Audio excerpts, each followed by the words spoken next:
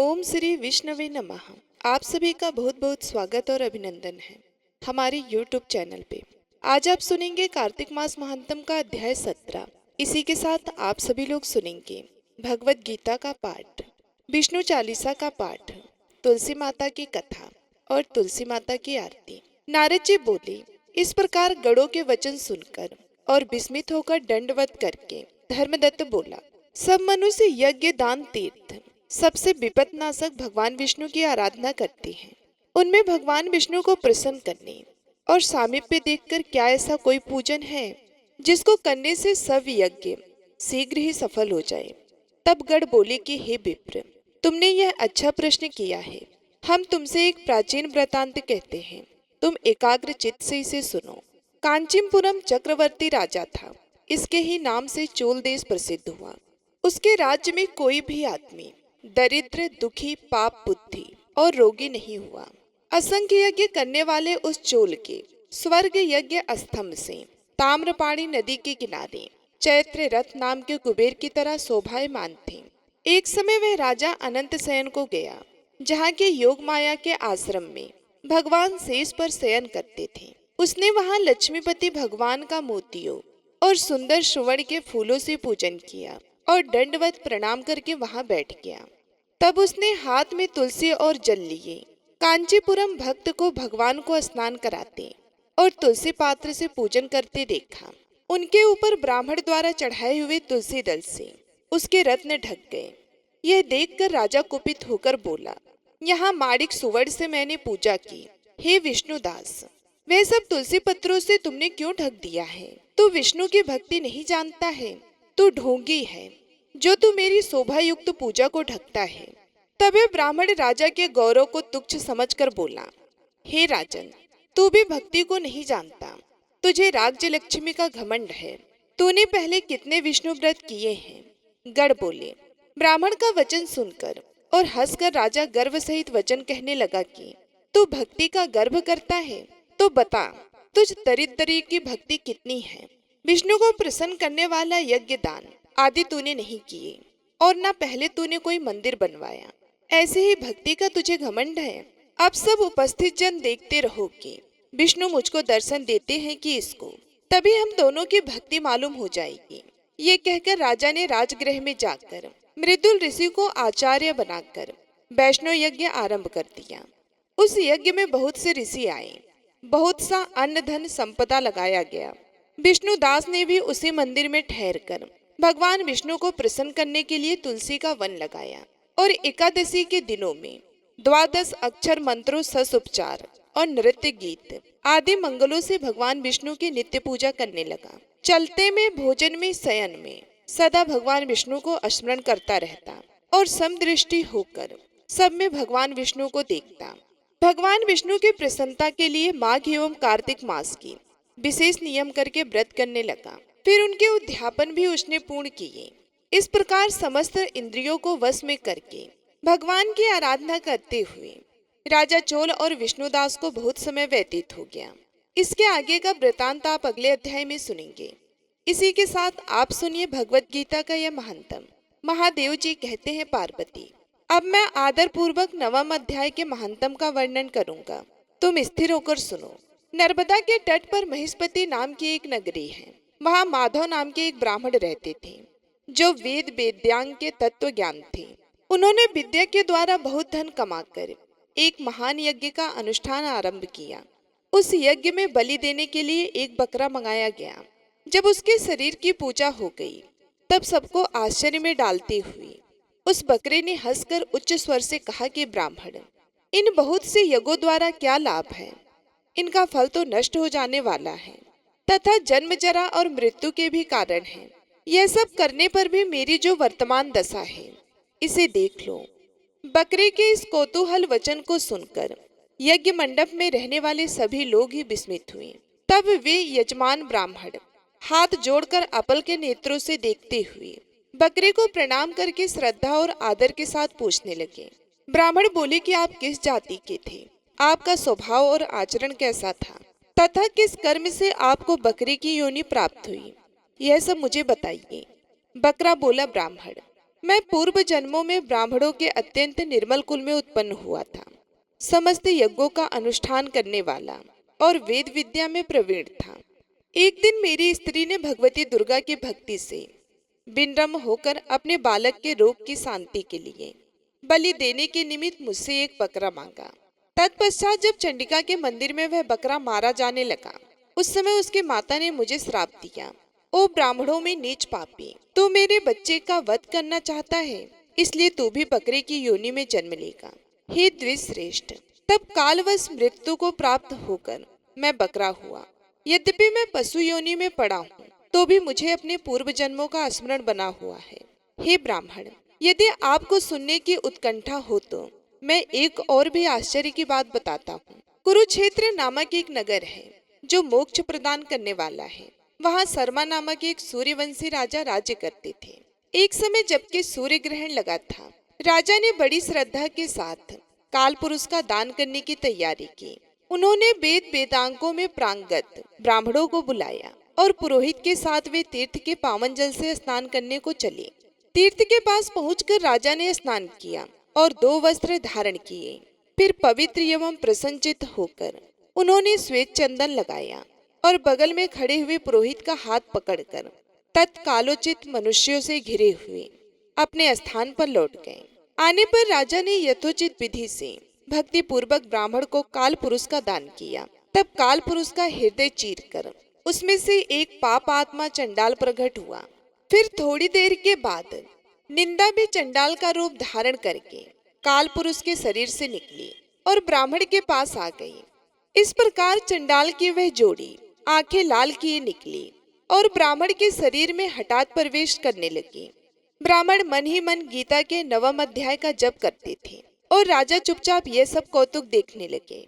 ब्राह्मण के अंतःकरण में भगवान गोविंद शयन करते थे, वे उन्हीं का ध्यान करने लगे। ब्राह्मण ने जब गीता के 9वें अध्याय का जप करते हुए अपने आश्रयभूत भगवान का ध्यान किया, उस समय गीता के अक्षरों से प्रकट हुए विष्णु दूतों द्वारा पीड़ित होकर वे दोनों चंडाल भाग गए। उनका उद्योग निसफल हो गया। इस प्रकार इस घटना को प्रत्यक्ष देखकर राजा के नेत्र आश्चर्य से चकित हो उठे। उन्होंने ब्राह्मण से पूछा कि विप्र, इस महाभयंकर आपत्ति को आपने कैसे पार किया? आप किस मंत्र का जप तथा किस देवता का स्मरण कर रहे थे? वे पुरुष तथा वह स्त्री कौन थी? वे दोनों कैसे उपस्थित हुए? फिर वे शांत कैसे हो गए? यह सब मुझे बताइए। ब्राह्मण ने कहा कि राजन, चंडाल का रूप धारण करके भयंकर पाप ही प्रकट हुआ था तथा वह स्त्री निंदा की साक्षात मूर्ति थी। मैं इन दोनों को ऐसा ही समझता हूँ। उस समय मैं गीता के 9वें अध्याय के मंत्रों की माला जपता था। उसी का महात्म है कि सारा संकट दूर हो गया। हे महीपते, मैं नित्य ही गीता के 9वें अध्याय का जप करता हूँ। उसी के प्रभाव से पतिग्रह जनित आपत्तियों से पार हो सका हूँ। यह सुनकर राजा ने उसी ब्राह्मण से गीता के 9वें अध्याय का अभ्यास किया। फिर वे दोनों ही परम शांति मोक्ष को प्राप्त हो गए। ये कथा सुनकर ब्राह्मण ने बकरे को बंधन से मुक्त कर दिया और गीता के 9वें अध्याय के अभ्यास से परम गति को प्राप्त किया।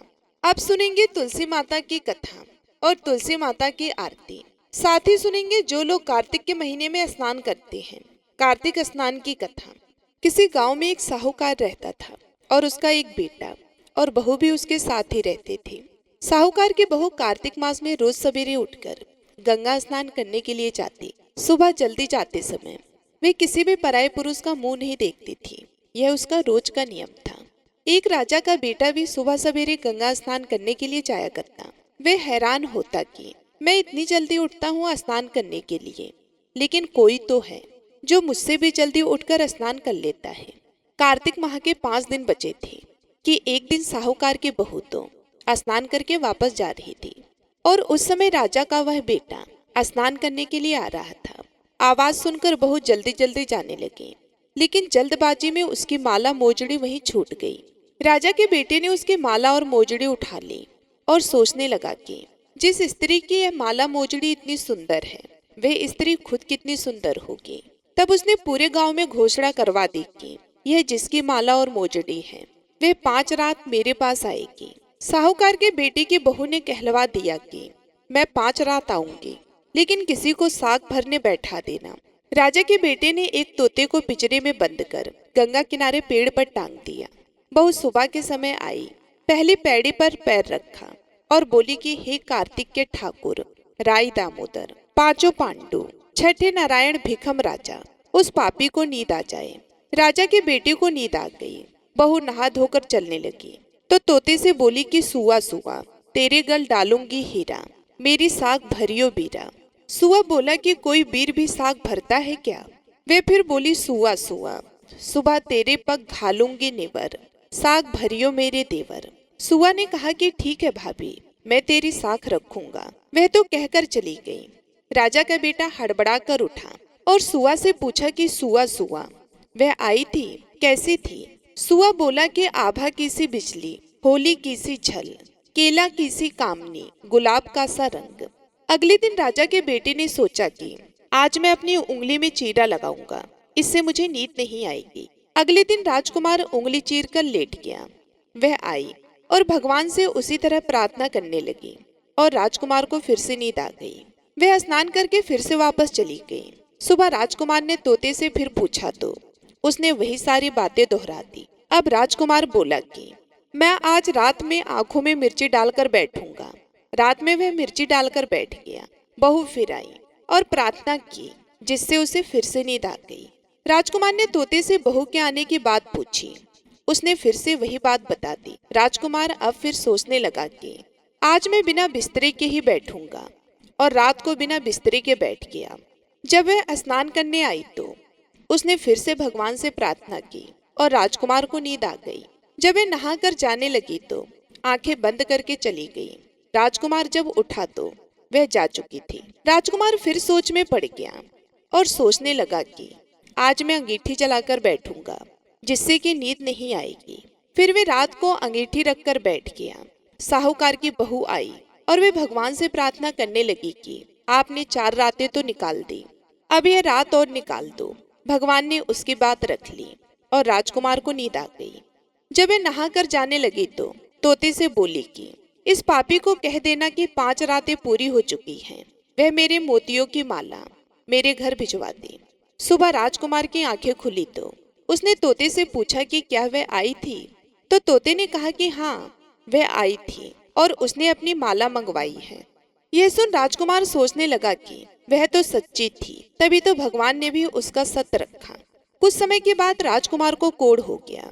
राजा ने ब्राह्मण को बुलाकर पूछा कि मेरे बेटे का शरीर क्यों जल रहा है।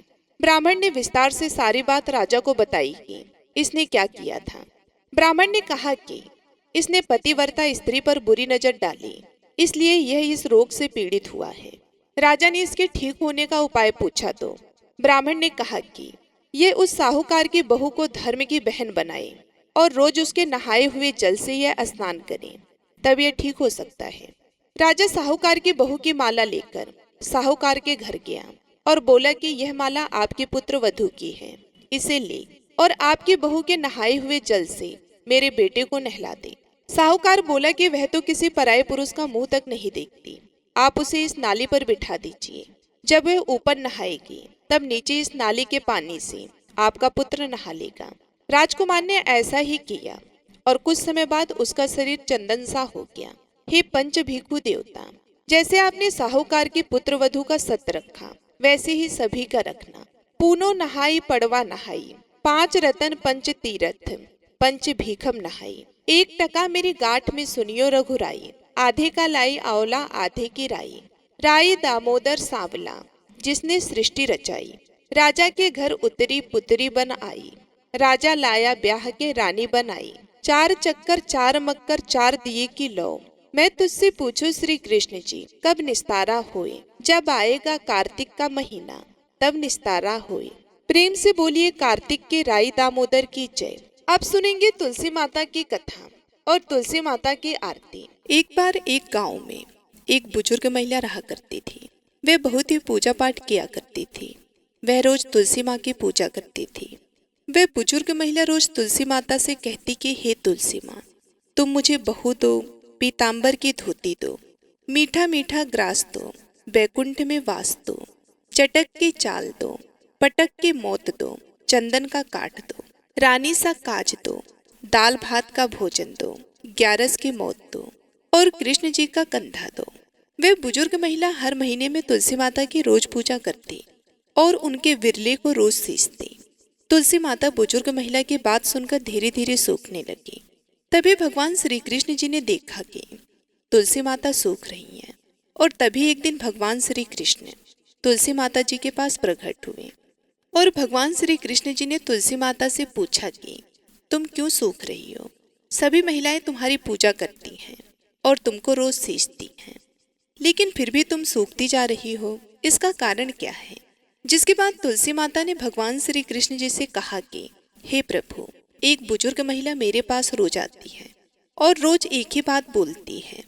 कहती है कि हे तुलसी माता सबकी दाता, मैं तेरा बिरला सींचती हूँ, तुम मुझे बहू दे, पीताम्बर की धोती दे, मीठा मीठा ग्रास दे, बैकुंठ में वास दे, चटक के चाल दे, पटक के मौत दे, चंदन का काट दे, रानी सा रास दे, दाल भात का भोजन दे, 11 की मौत दे और कृष्ण जी का कंधा दे। मैं उस बुजुर्ग महिला की सारी मनोकामनाएं पूरी कर सकती हूँ, लेकिन उसकी एक मनोकामना पूरी नहीं कर सकती। मैं कृष्ण जी का कंधा कहाँ से दूंगी? भगवान श्री कृष्ण जी तुलसी माता की बात सुनकर जोर जोर से हंसने लगे और फिर भगवान श्री कृष्ण जी ने तुलसी माता जी से कहा कि तुम चिंता मत करो, जब एक बुजुर्ग महिला की मृत्यु होगी तब मौके पर मैं उसको कंधा दे दूंगा। अब सुबह जब वह पूजा करने आए तब कह देना कि सब कुछ तुम्हें मिल जाएगा। कुछ दिनों बाद वह वृद्ध महिला ठोकर खाकर रास्ते में गिरकर मर गई। पूरे गांव के सभी लोग आए और उस महिला को सभी लोग धर्मात्मा मानते थे। उसको तुलसी जी की डोकरी कहते थे। उसके परिवार में कोई भी नहीं था, इसलिए गांव वाले ने ही उसके अंतिम संस्कार करने की योजना बनाई और उसे नहलाकर जब बैकुंठी पर बिठाने के लिए उसे उठाने लगे तो उसका मृत शरीर इतना भारी हो गया था कि उसे कोई उठा ही नहीं पाया। यह सब देखकर वहां के सभी लोग तरह तरह की बातें करने लगे और कहने लगे कि यह इतना पूजा पाठ करती थी, हर समय माला फेरती थी, इसलिए यह इतनी भारी हो गई है। वे पूरे गांव में चर्चा होने लगी कि डोकरी माई कोई भक्ति नहीं करती थी, यह छल कपट करती थी। हम जिसे धर्मात्मा समझते थे वह पापी है जो कि किसी से भी नहीं उठ पा रही है। यह इसके कर्मों की सजा है। इधर भगवान ने सोचा कि मेरे भक्तों की निंदा हो रही है, इसलिए भगवान ने बूढ़े ब्राह्मण का भेष धारण करके वहां पर आए और वहां पर एक व्यक्ति से पूछने लगे कि यहाँ पर इतनी भीड़ क्यों लगी है, जिससे लोग कहने लगे कि यह डोकरी माई मर गई हैं और पाप इतना था कि जिससे ये उठ नहीं पा रही हैं। सब उठा उठा कर थक गए। तब ब्राह्मण ने कहा कि मुझे एक बात डोकरी के कानों में कहने दो, फिर वे देखो कैसे उठती हैं। तो सभी लोगों ने कहा कि आप भी प्रयास करके देख लीजिए। तब भगवान ने उस वृद्ध महिला के कानों में कहा कि हे डोकरी माई, देखो मैं आ गया हूँ। और जो डोकरी पूजा करते समय शब्द कहती थी वह शब्द उसके कानों में कहने लगे, तू बिड़ला सींच, तेरा मैं करूँ निस्तारा, मेरा डोकरी माई बहू ले, बेटी ले पोता ले, लड्डू ले पीताम्बर की धोती ले, गहना ले घी का घड़ा ले, मीठा मीठा खीर और पूड़ी ले, दाल भात का भोजन ले, धन दौलत ले, बेटा पोता को ले, काम ले, तुलसी को पताका ले, मुंह में गंगा जल ले, 11 के दिन ले, चंदन को दाग ले, श्री कृष्ण जी का कंधा ले। इतना सुनते ही डोकरी हल्की हो गई। भगवान ने बोला आओ और उसको उठाओ। भगवान ने हाथ लगाया और डोकरी उठ गई। सबको बड़ा ही आश्चर्य हुआ। उसे खूब धूमधाम से ले जाया गया। भगवान उसे अपने कंधे पर ले गए। पूरे गांव में इसकी चर्चा होने लगी, जिससे उसको मुक्ति मिल गई और वह बैकुंठ में चली गई। सभी लोग देखते रहे। सभी लोगों ने देखा कि शमशान घाट तक तो ब्राह्मण साथ ही आया था, लेकिन अब वह दिखाई नहीं दे रहा। इससे लोगों को समझ में आ गया कि वो कोई और नहीं, स्वयं भगवान बूढ़े ब्राह्मण के रूप में आए थे। बोलिए श्री राधा कृष्ण भगवान की जय। बोलिए श्री तुलसी शालिग्राम जी की जय। आइए अब सुनते हैं तुलसी चालीसा। जय जय तुलसी भगवती सत्यवती सुखदानी, नमो नमो हरि प्रियसी श्री वृंदा गुण खानी, श्री हरि शीस विरजनी देहु अमर वरम, जनहित हे वृंदावनी अब ना करहु बिलम। धन्य धन्य श्री तुलसी माता महिमा अगम सदा श्रुति गाता। हरि के प्राणहु से तुम प्यारी हरहि हेतु कीनो तप भारी। जब प्रसन्न है दर्शन दीनो तब करि जोरि विनय उस कीनो। हे भगवंत कंत मम हो दीन जानि जन छाड़ो मोह। सुनी लक्ष्मी तुलसी की बानी दीनु श्राप कद पर आनी। उस अयोग्य वर मांगन हारी हो बिटप तुम जड़ तनुधारी। सुन तुलसी हो स्रवते ही ठामा करहु वास तुहु नीचन धामा। दियो वचन हरि तब तत्काला सुनहु सुमुख जनि हो बिहाला। समय पाई व्यहुरो पति तोरा पूजहु आस वचन सत मोरा।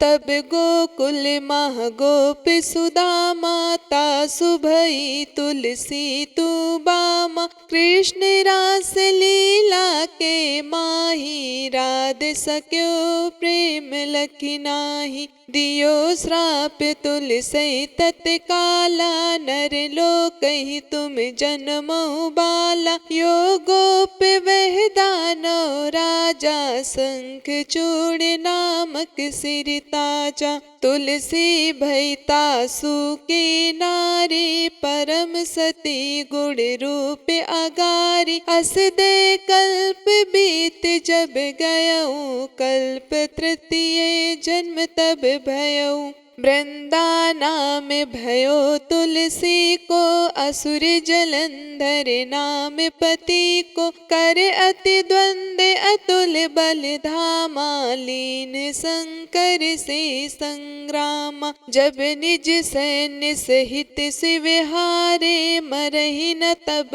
हर हर ही पुकारे। पतिव्रता वृंदा थी नारी को न सके पतहि संघारी। तब जलंधर ही भेष बनाई वृंदा ढींग हरि पहुँचो जाई। शिव हित लय कर कपट प्रसंगा कियो सतित्व धर्म तो ही भंगा। भयो जलंधर कर संघारा सुनि उर शोक भयो उपारा। ते छड़ दियो कपट हरि टारी लखी वृंदा दुख गिरा उचारी। जलंधर जस हत्यो अभिभीता सोई रावण तस हरि ही सीता। अस प्रस्तर सम हृदय तुम्हारा धर्म खंडी मम पत ही संघारा।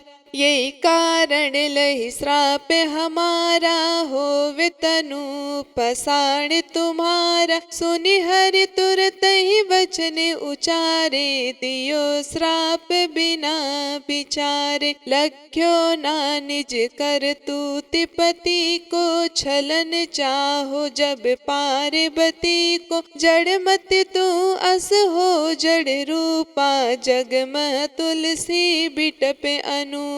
धग्वे रूप हम साली ग्रामा नदी गंड की बीच ललामा। जो तुलसी दल हम ही चढ़ई है सब सुख भोग परम पद पई है। बिन तुलसी हरि चलत शरीरा अतिशय उठत शीस उर पीरा। जो तुलसी दल हरि सिर धारत सो सहस्त्र घट अमृत डारत। तुलसी हरि मन रंजन हारी रोग दोष दुख भंजन हारी। प्रेम सहित हरि भजन निरंतर तुलसी राधा में नहीं अंतर। व्यंजन हो छपनौ परकारा बिन तुलसी दल नहरहि प्यारा। सकल तीर्थ तुलसी तरु छाही लहत मुक्ति जन संसारी। संशय नाही। कवि सुंदर एक हरि गुण गावत, तुलसी निकट सहस गुण पावत।